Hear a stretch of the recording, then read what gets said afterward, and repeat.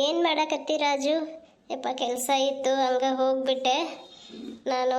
ನೀ ಊಟ ಮಾಡಕತ್ತಿ ಅನ್ನೋದು ಮರೆತು ಕೆಲಸ ಐತೆ ಅಂದ್ಗಳನ್ನ ಹಂಗೆ ಹೋಗ್ಬಿಟ್ಟೆಪ್ಪ. ಯಾಕೆ ನಮ್ಮ ರಾಜು ಅಳಕತ್ತಾನ? ನನ್ನ ಮಗ ಅಳಕ್ಕೆ ಹೋಗ್ಬೇಡ, ಬೇಸರ ಮಾಡ್ಕೋಬೇಡ. ಅಲ್ಲಿ ನಂಗೆ ಕೆಲಸ ಐತೆ, ನಾನು ಹಂಗೆ ಹೋದ್ನಪ್ಪ. ಹಾಂ, ನೋಡು ಈ ಕಡೆ ನೋಡು.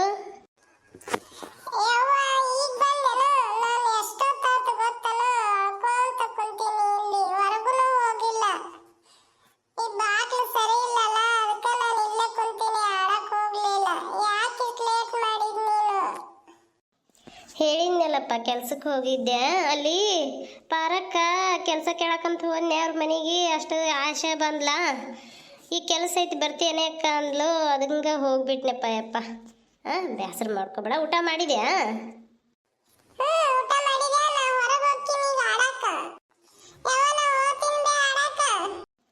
ಯಾವಾಗ ಈ ಬಡತನ ಹಿಂಗಿಸ್ತಾನೋ ಏನೋ ದೇವರು.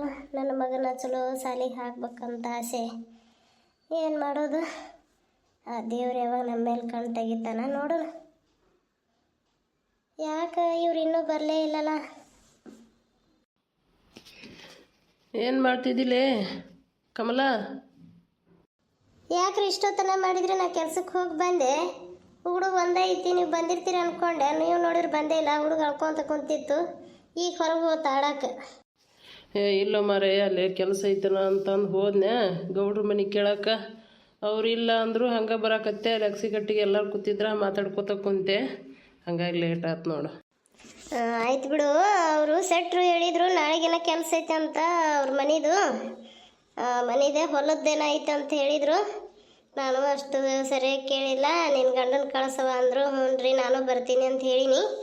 ಇಬ್ಬರು ಕೂಡಿ ಮುಂಜಾನೆ ಜಲ್ದಿ ಹೋಗೋಣ ಕೆಲ್ಸಕ್ಕೆ.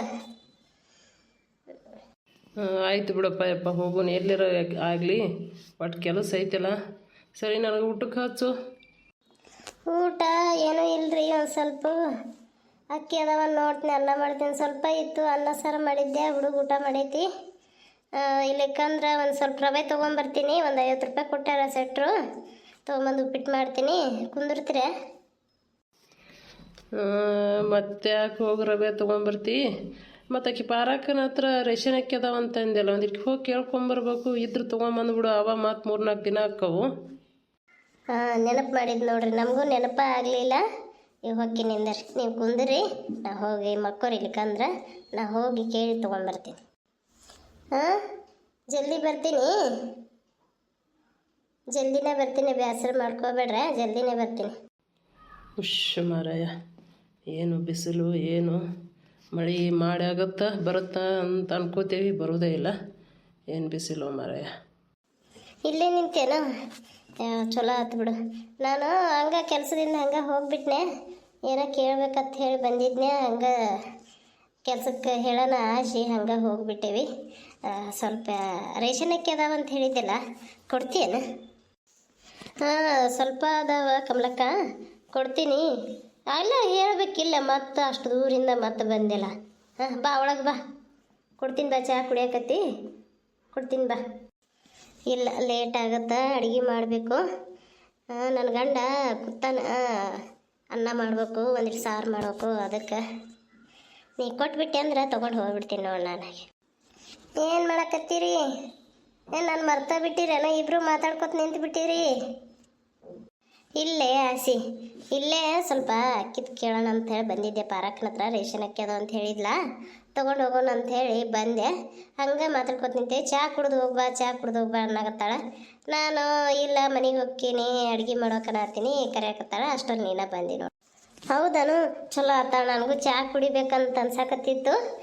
ನಡಿ ಪರಕ್ಕ, ನಾನು ಬರ್ತೀನಿ, ನನಗೂ ಚಹಾ ಮಾಡಿಕೊಡು.